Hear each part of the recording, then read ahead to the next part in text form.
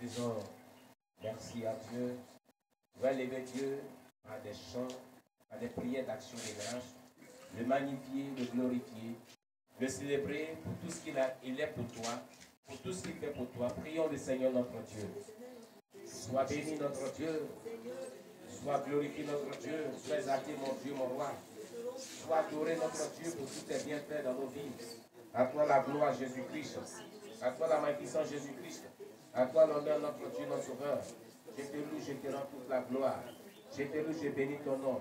Je te loue, je t'exalte, mon Dieu, mon roi. Qui est comme toi, Seigneur? Qui peut s'égaler à toi, notre Dieu? Seigneur, sois levé. Seigneur, sois béni, notre Dieu. Seigneur, sois magnifié, notre Dieu. À toi la gloire, notre Dieu. À toi la magnificence, Seigneur. À toi l'honneur, notre Dieu.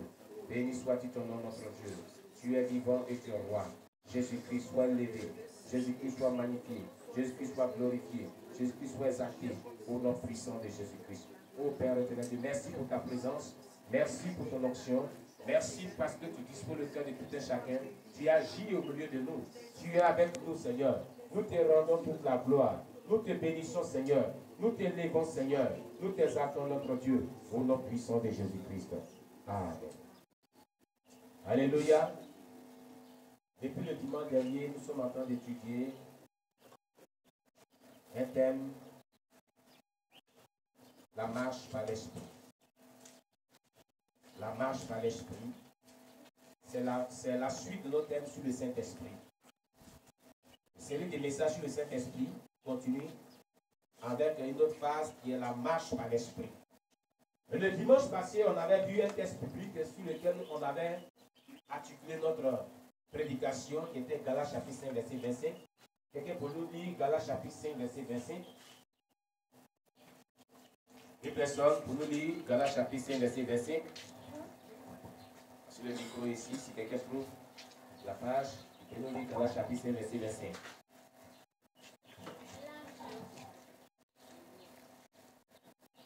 Galates chapitre 5, verset 25. Quelqu'un pour lire Galates chapitre 5, verset 25.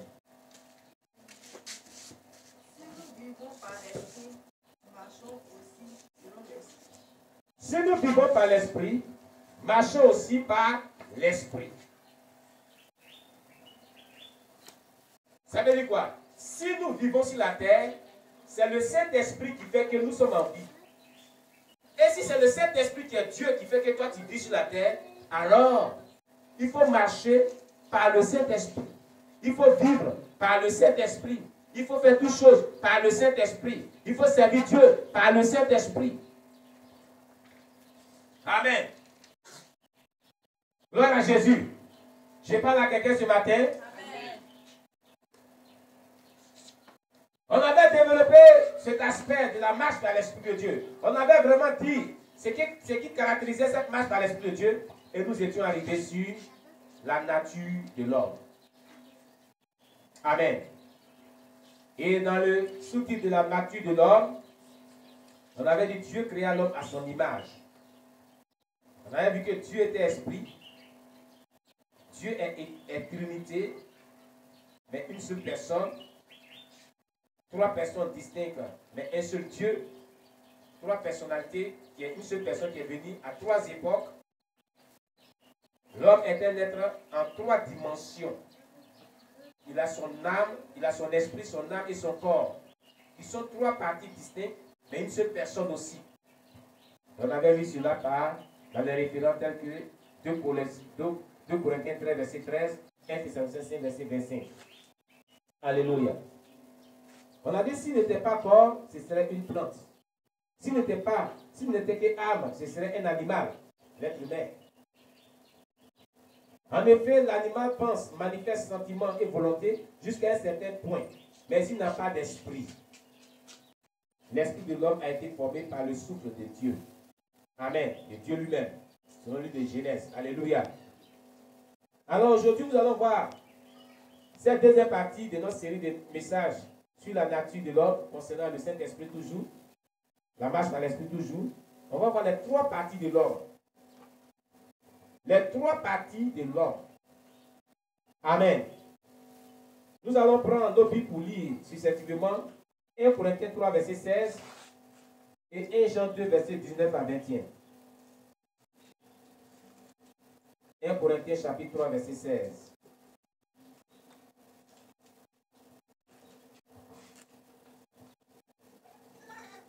Corinthiens chapitre 3, verset 16.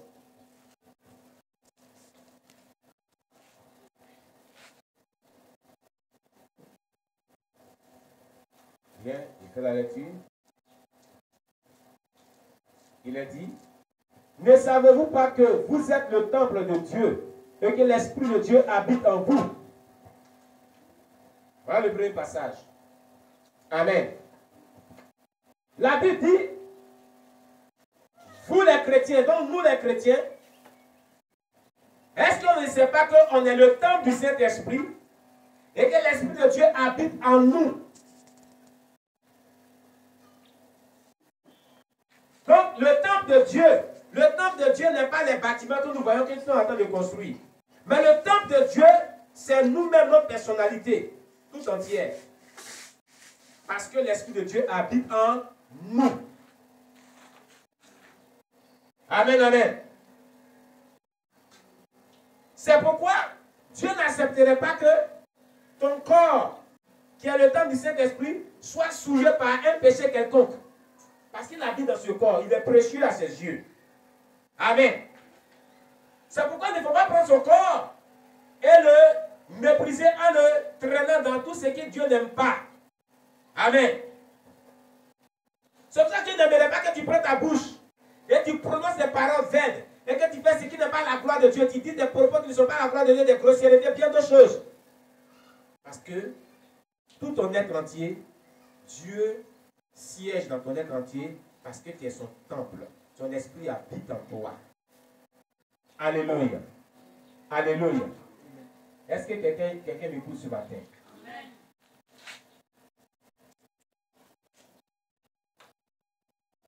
Le deuxième passage, c'est Jean chapitre 2, verset 19 à 21. L'évangile de Jean chapitre 2, verset 19 à 21. Il est dit, Jésus leur répondit, détruisez ce temple, et en 3 jours, je le relèverai. Les Juifs dirent, il a fallu 46 ans pour bâtir ce temple. Et toi, en 3 jours, tu le relèveras. Mais il parlait du temple de son corps. Jésus parlait du temple qui était son corps. Donc notre corps est le temple du Saint-Esprit. Notre corps, là, c'est le temple du Saint-Esprit. Le Saint-Esprit siège dans notre corps. Il demeure dans notre corps. Il habite dans notre corps. Jésus même l'a dit, détruisez ce temple. Et en 3 jours, je le bâtirai. Les Juifs, eux, voyaient de manière charnelle, ils disent, ah, ce temple qui est là, nous on est pris. Il a fallu 46 ans pour construire ce temple. Quand il dit en 3 jours, tu vas le rebâtir. Et la Bible dit qu'il parlait de son corps. Lui, Jésus, son corps, il le temple. C'est pour ça qu'il est mort. En 3 jours, il a été ressuscité. Parce que c'est de ça qu'il parlait. Parce que les gens cherchaient à le tuer, ils disent, détruisez-le. Mais en 3 jours seulement, je vais le relever, ce corps-là. Je vais ressusciter des morts. C'est ce qu'il voulait dire. Et effectivement, quand Jésus est mort, ce n'est pas 3 jours après qu'il est ressuscité. Donc notre corps est le temple du Saint-Esprit. Ton corps que tu vois là, le Saint-Esprit habite dans ce corps, et ce corps est le temple de l'Esprit de Dieu. Donc Dieu ne peut pas comprendre que, peut-être que tu ne savais pas cela, et tu suis ton corps avec l'impudicité, le mensonge, la colère, la prostitution, la vanité, toutes sortes de péchés, mais Dieu n'est pas content. Parce que pendant que toi tu s'en fais ces choses-là, son esprit habite dans ce corps. Il souille ce corps. Parce que son corps est ton Saint-Temple. Amen. Maintenant, à l'époque, l'architecture du temple est une excellente image de l'homme. Jésus lui-même l'utilisa. Nous pouvons donc comparer le temple de l'Ancien Testament au temple de Dieu que nous sommes. Dans l'Ancien Testament, le temple de Dieu était composé de 3 parties. Le parvis, qui est la 3e partie. Le lieu saint, qui est la 2e partie. Et le lieu très saint, qui est la 1re partie. C'est la même chose. L'homme est composé de 3 parties.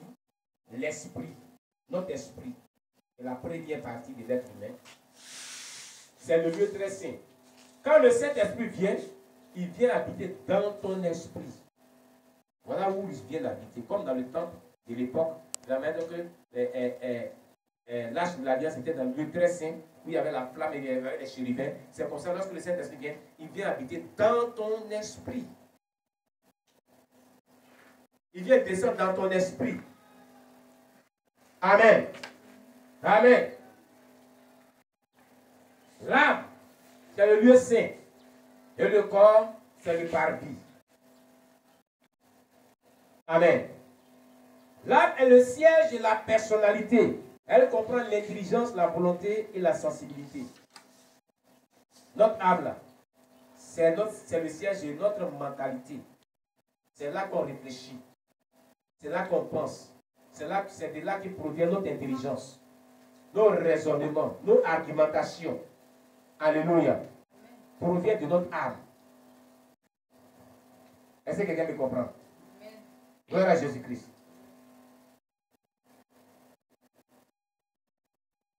Alors, c'est de là bien que la volonté humaine comprend l'intelligence, la volonté et la sensibilité. C'est notre âme qui nous rend sensible. En grec, langue originelle du Nouveau Testament, c'est clair. L'âme, d'où vient de la médecine l'expression maladie psychosomatique. C'est-à-dire que quoi? Lorsque on dit quelqu'un a un problème mental là, c'est là qu'il provient toutes ces choses. Alléluia. La même idée peut s'exprimer différemment selon la partie de l'être qui est concernée. Alléluia. Nous, notre être est concerné. La partie concernée, en grec, on parle d'amour. Amour. Amour, c'est dit en grec agapé. L'amour véritable, c'est dit en grec agapé. Et l'amour véritable qui émane de Dieu, le véritable amour, qui se sacrifie pour son prochain, là, provient de notre esprit. Provient de notre esprit. Là où le Saint-Esprit descend, là, c'est là que l'amour agapé se manifeste.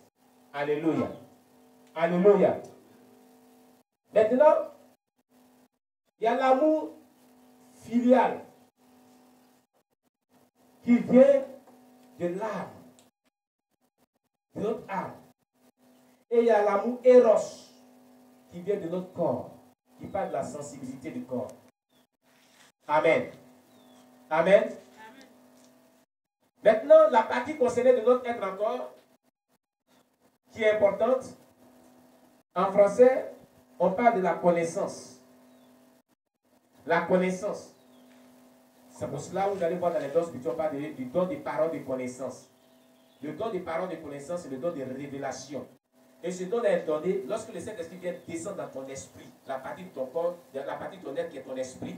C'est à ton esprit qui communique des révélations. C'est à ton esprit qui communique avec toi. C'est à ton esprit qu'il te parle. Il te parle par ton esprit. Parce que c'est le point de contact entre le Saint-Esprit et ta personne. Alléluia. Gloire à Jésus-Christ. Maintenant, concernant l'âme, la partie de ton corps qui concerne la connaissance, c'est le savoir. Ton âme amène le raisonnement, l'intellectualisme. Ça t'amène à acquérir du savoir. Alléluia. Ton âme t'amène à acquérir du savoir. Mais ton esprit t'amène à acquérir la connaissance de la révélation divine de Dieu. Alléluia. De la prophétie, tout ce qui émane de Dieu. Alléluia. Mais l'âme t'amène à acquérir le savoir intellectuel. Quelqu'un me comprend? Alléluia. Maintenant, le corps t'amène à avoir la sensation. C'est par le corps que tu arrives, on arrive à te toucher. Et pas quelqu'un qui est aveugle. Quand quelqu'un parle, il fait comme ça. Où tu es, d'accord. Il dit, ah, c'est toi qui es auprès de moi. C'est par le toucher, par la sensation qu'il sait que quelqu'un est auprès de lui. Alléluia. Donc le corps nous amène véritablement à la sensation. Maintenant en français, il y a un mot qui est dit conviction. La partie concernée de l'homme par rapport à la conviction, la partie de l'esprit qui est concernée, c'est la foi. Quand on parle de conviction, la foi. Et la foi qu'on reçoit vient directement de notre esprit. C'est ton esprit qui a foi au Saint-Esprit, qui est connecté au Saint-Esprit, qui te donne conviction. C'est pour cela, tout ce qui revient, tout ce qui est miracle et produit, provient du spirituel. Alléluia. Et ce spirituel qui est connecté à ton spirituel, à ta partie spirituelle qui est ton esprit, va donner vraiment naissance à un miracle de Dieu. Et par ta foi, va s'appuyer sur par ta foi. Alléluia. Amen. Si quelqu'un comprend ce que je suis en train d'expliquer. Gloire à Jésus-Christ. Amen. Maintenant, ton âme, ta partie intellectuelle va t'amener à la croyance. La croyance. Tu vas voir la croyance. La croyance, c'est ton âme qui manifeste la croyance. La partie de ton être qui manifeste la croyance, c'est ton âme. Alléluia. Alléluia. La partie de ton être qui va manifester maintenant Une autre sensation, c'est l'évidence. Ce qui est évident, c'est le corps. Dès qu'il y a la foi, il y a la croyance, il y a une évidence qui se met sur place. Il est évident que ce qui arrive est arrivé. C'est évident. Ce n'est pas inévitable. Ça va arriver. C'est évident que cette chose arrive parce que la personne a cru. Et la personne a manifesté la foi. Donc c'est évident qu'il y a un miracle. Alléluia. L'évidence va se faire voir. Alléluia. Gloire à Jésus-Christ. Voici, la parole de Dieu permet de faire la distinction entre l'âme et l'esprit. Prenez Hébreux 4, verset 12.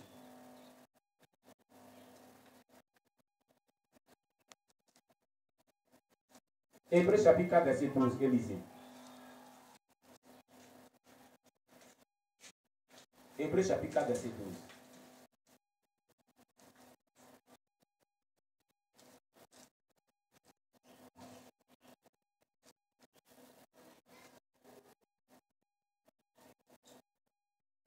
Quelqu'un pour lire Hébreux chapitre 4, verset 12. Car la parole de Dieu est vivante. Car la parole de Dieu est vivante Et efficace. et efficace Et plus pénétrante. et plus pénétrante Sauf une épée à deux tranchants. quand il était à tout tranchant. Perçant jusqu'à la division de l'âme et de l'esprit. Perçant jusqu'à l'abrasement de l'âme et de l'esprit, Des jointures et des moyens. des jointures et des moyens, Et jugeant des pensées et des intentions du cœur. et jugeant des pensées et des intentions du cœur. La version lui se dit, car la parole de Dieu est vivante et efficace, plus tranchante qu'une épée quelconque à deux tranchants, pénétrante, jusqu'à partager âme et esprit, jointure et moelle, elle juge les sentiments et les pensées du cœur. Alléluia. Donc la parole de Dieu permet de faire la distinction entre l'âme et l'esprit. C'est ce qu'on dit la parole de Dieu. C'est qu'on vient de dire. Pour marcher par l'Esprit de Dieu et pour grandir spirituellement, il est essentiel de bien faire cette distinction entre l'âme et l'esprit. Si tu n'arrives pas à distinguer ce que c'est que les actions de l'âme et ce que c'est que les actions de l'Esprit de Dieu, tu ne peux pas marcher par l'Esprit. Tu vas te tromper. Tu vas penser que c'est ton âme, c'est ton essai de départ, alors que c'est ta mentalité, ta sensibilité humaine, ta réflexion intellectuelle qui est à l'œuvre. Tu vas traduire, tu vas attribuer cela à l'action du Saint-Esprit. Donc il faut savoir discerner la voix de l'Esprit de Dieu ou les actions de l'Esprit de Dieu des actions de l'âme. Alléluia. Est-ce que quelqu'un me comprend bien? Alléluia. Amen. Oui. Il faut faire cette distinction-là. Donc pour marcher par l'Esprit de Dieu et pour grandir spirituellement, parce que c'est la marche par l'Esprit de Dieu aussi amène la croissance spirituelle. Il est essentiel de bien faire cette distinction. Marie, par exemple, dans la Bible, a fait cette distinction clairement. Et on va voir cela dans Luc, chapitre 1, verset 46 à 47. Luc, chapitre 1, verset 46 à 47. Luc, chapitre 1, verset 46 à 47.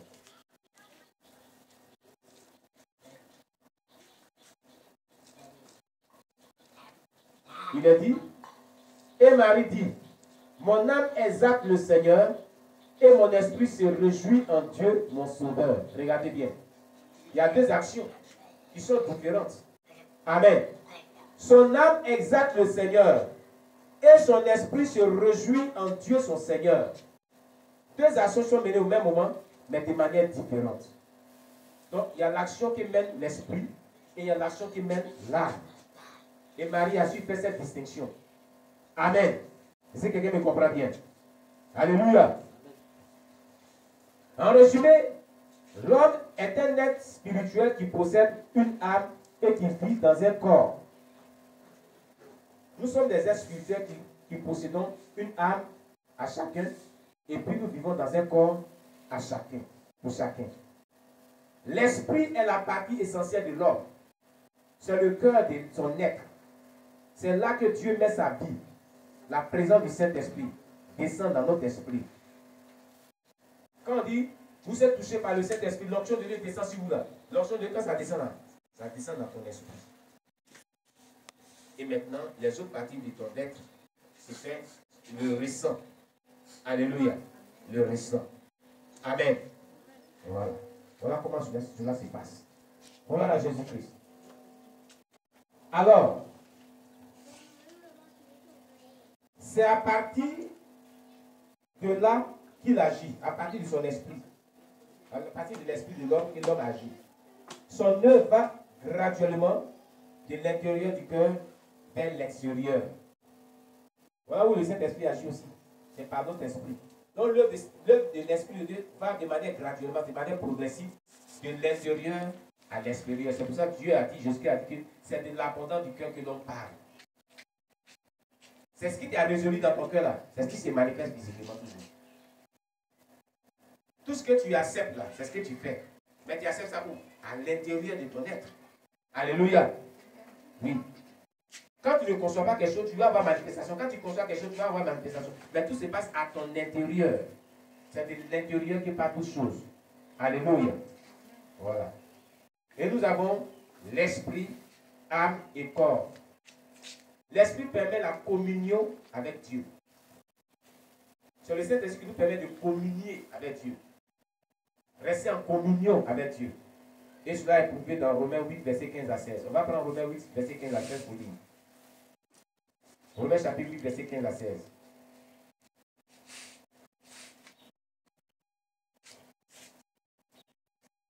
Romains chapitre 8, verset 15 à 16.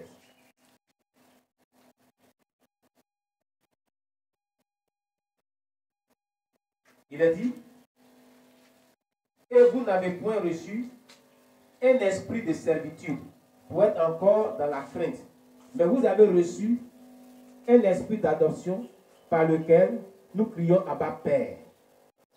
Verset 16. L'Esprit lui-même rend témoignage à notre esprit que nous sommes enfants de Dieu. Comment il fait? C'est parce qu'il communique à nous, qui nous rend témoignage à notre être antérieur que nous sommes enfants de Dieu. Dans le verset 16.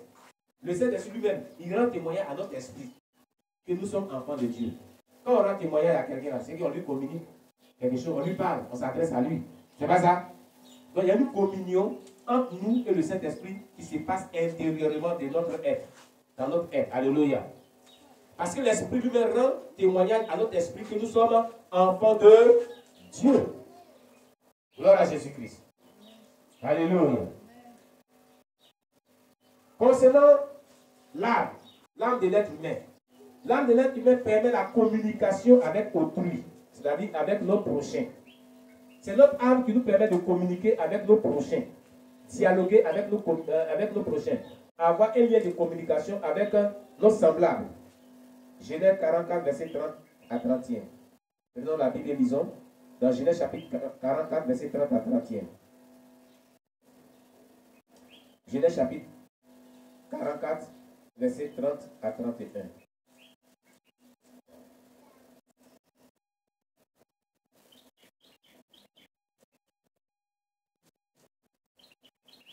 Il est dit ici, je fais la lecture. Maintenant, si je retourne auprès de ton serviteur, mon Père, sans avoir avec nous l'enfant à l'âme duquel son âme est attachée, vous voyez, il mourra en voyant que l'enfant n'y est pas, et tes serviteurs feront descendre avec douleur dans le séjour des morts les cheveux blancs de ton serviteur, notre Père. L'enfant avec lequel son âme est attachée. C'est-à-dire deux personnes, leur âme communique. C'est parce qu'il y a une communion entre Jacob et son fils Benjamin. Donc, il était question ici. Alléluia. Il y avait une communion. Il y avait une connexion. Donc, l'âme nous permet de communiquer avec autrui. Alléluia. Avec nos semblables. Alléluia. Et le corps permet le contact avec le monde matériel, le monde physique. Le corps nous permet de contact avec le monde matériel, le monde physique. Alléluia. Voilà. Et nous voyons cela dans 1 Jean 1, verset 1. 1 Jean chapitre 1, verset 1. 1 Jean chapitre 1, le verset 1 nous dit: ce qui était dès le commencement, ce que nous avons entendu, ce que nous avons vu de nos yeux, ce que nous avons contemplé et que nos mains ont touché concernant la parole de vie. Nos mains ont touché concernant la parole de Dieu, la parole de vie. Alléluia. Alléluia. Donc le corps nous permet le contact matériel, le contact physique. Gloire à Jésus-Christ. Voici ainsi décrit les trois parties qui composent l'être humain. Alléluia. Les trois parties qui composent l'être humain. Maintenant, il y a deux questions à se poser par rapport à ces trois parties qui composent l'être humain. La première question, c'est qu'est-ce que la chair dans la Bible? Parce qu'on avait dit que il y avait des personnes qui marchaient selon la chair. Alléluia. Qu'est-ce que c'est que marcher selon la chair dans la Bible? Que veut dire la chair dans la Bible? Quand on marche selon la chair dans la Bible. Romains 8, verset 7 à 8. Prenons Romains chapitre 8, verset 7 à 8 pour lire.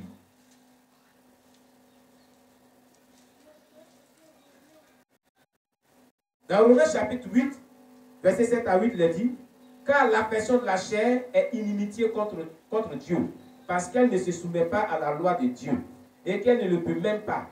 Or, ceux qui vivent selon la chair ne sauraient plaire à Dieu. Amen. Donc, habituellement, notamment en ce qui concerne cet enseignement, c'est le corps et l'âme non soumis au Saint-Esprit qui est le fait de marcher selon la chair. Quand ton corps, ton âme n'est pas soumis au Saint-Esprit, tu marches de manière charnelle. Tu ne vis pas par l'Esprit. Tu n'es pas soumis au Saint-Esprit. Ton âme et ton corps n'est pas soumis, n'est pas sous le contrôle total du Saint-Esprit. Tu es donc charnel, tu vis selon la chair. Amen. Amen. Tu es dominé, ton corps et ton âme est dominé par les besoins et les désirs naturels. Donc tu n'es pas vraiment sous le contrôle total de l'Esprit de Dieu. Donc tu vis selon la chair. Tu ne marches pas par l'Esprit. Or, tout à l'heure, on a dit dans Galates 5, verset 25, si nous vivons par l'Esprit, nous devons aussi marcher par l'Esprit. Alléluia. Alléluia. Donc, qu'est-ce que c'est que vivre selon la chair? La chair dans la Bible est définie comme le fait de marcher dans une vie qui n'est pas sous le contrôle, dont notre âme et notre corps n'est pas sous le contrôle total du Saint-Esprit. Alléluia. Voilà. Qu'est-ce que le cœur dans la Bible? Quand Dieu dit le cœur de l'homme, le cœur, qu'est-ce que cela signifie dans la Bible? En général, c'est l'esprit, c'est notre esprit. Surtout, dans le Nouveau Testament, cela est bien clarifié. On va prendre 1 Pierre chapitre 3, verset 4.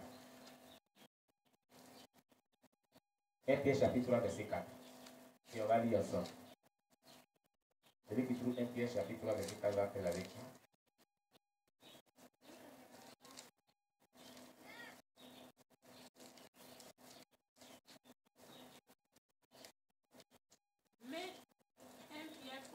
Verset 4.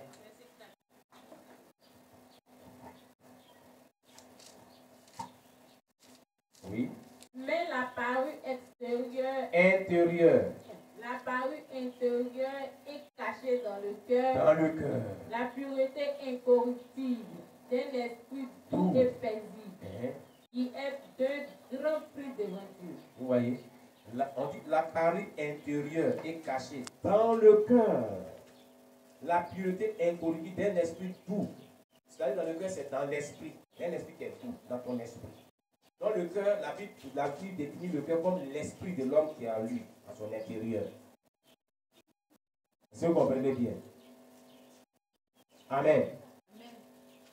Quand Dieu parle en général du cœur, il parle de notre esprit qui est à l'intérieur de nous. Amen. Voilà. 2 Corinthiens 1, verset 22.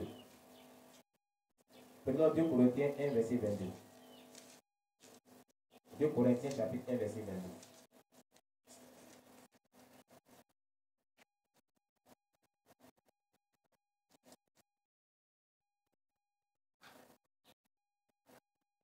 Deux Corinthiens chapitre 1, verset 22. Quelqu'un est-il à la page? 2 Corinthiens 1, verset 22. Oui. Lequel nous a aussi marqué d'un sceau et a mis dans nos cœurs les arts de l'esprit. Vous comprenez? Donc quand la Bible parle du cœur, c'est l'esprit. Il nous a marqué d'un sceau. Il a mis dans nos cœurs les arts de l'esprit. Alléluia. Donc l'esprit, c'est le cœur de l'homme. En général, c'est ce que la Bible définit. Romains 10, verset 9. Romains 10, verset 9.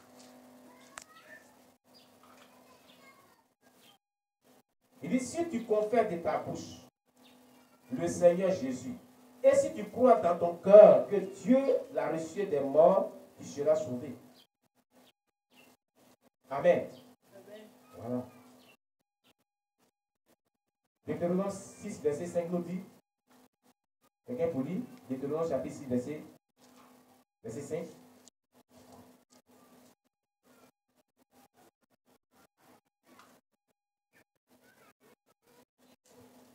Deutéronome chapitre 6, verset 22. Verset 5, pardon. Deutéronome chapitre 6, verset 5.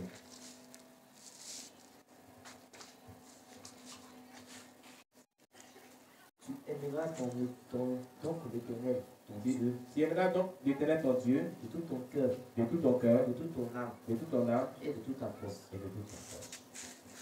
De tout ton cœur, de toute ton âme et de toute ta force. De tout ton cœur veut dire esprit. De toutes tes forces veut dire corps. Alléluia.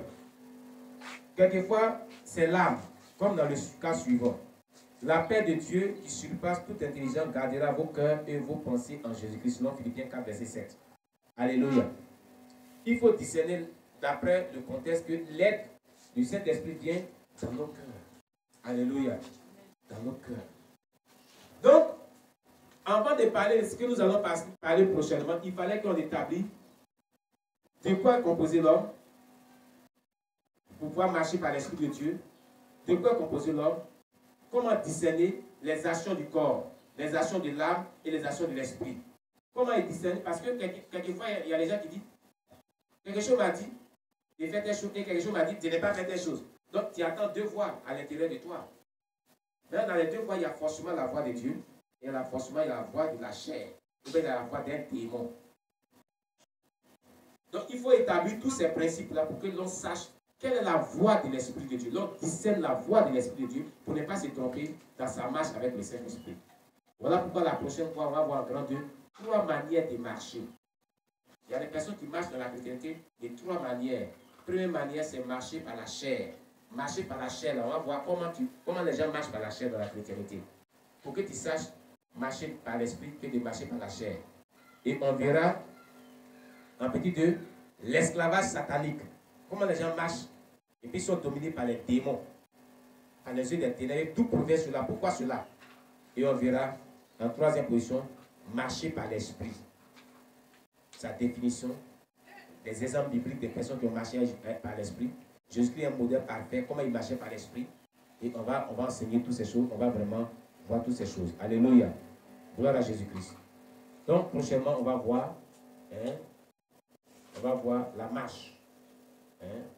On va voir la marche par ces trois manières de marcher. Alléluia. On va voir trois manières de marcher la prochaine fois. Et là, tu vas voir si toi, tu vas examiner ta vie pour voir si tu marches quelquefois selon Dieu ou selon l'esprit. Ou bien selon les démons. Tu vas voir toi-même examiner ta vie pour voir cela. Alléluia. Gloire à Jésus-Christ. Que Dieu nous bénisse. Donc, on retient ce matin que l'homme est composé de trois parties. Son esprit, son âme et son corps. Et que lorsque l'Esprit de Dieu vient, il vient dans son esprit d'abord. Alléluia. Pour communier avec lui, pour communiquer avec lui. Alléluia. Et là, nous permet de vraiment raisonner. Là, notre partie intellectuelle nous permet de raisonner, questionner. Alléluia. Et le corps, c'est le sensationnel. Alléluia. C'est là qui nous amène à avoir le sens, de toucher. Alléluia. On a vraiment parcouru toutes ces trois parties. Que Dieu nous bénisse. Nous allons prier en fonction de ce que nous venons de voir. Et demander à Dieu de nous aider à discerner ses actions, les actions du Saint-Esprit. À discerner sa voix. Amen. Nous allons prier en fonction de cela. Prions le Seigneur notre Dieu. Prions le Seigneur. Seigneur, merci pour ta parole que nous venons de recevoir. Aide-nous à discerner, Seigneur, tes actions. Aide-nous à discerner la voix de ton esprit. Aide-nous à marcher selon ton esprit. Aide-nous à vivre selon ton esprit. Aide-nous à discerner la voix de la chair, la voix des démons. Pour ne pas se tromper, lorsque nous sommes en face vraiment d'un entendement, d'une voix quelconque que l'on entend. Pour que nous puissions marcher selon ta parole, vivre selon ta parole, Visitons ton esprit au nom de Jésus. Pour nous écarter des actions charnelles, des propos charnels et de ce qui ne confesse pas ton nom. Merci Seigneur. Car tu as dit, selon Galates 5, verset 25, si nous vivons par l'esprit, marchons aussi par l'esprit. Et nous voulons marcher par l'esprit. Merci Seigneur, éternel Dieu, au nom de Jésus-Christ. Amen. Amen. On acclame le Seigneur Jésus-Christ.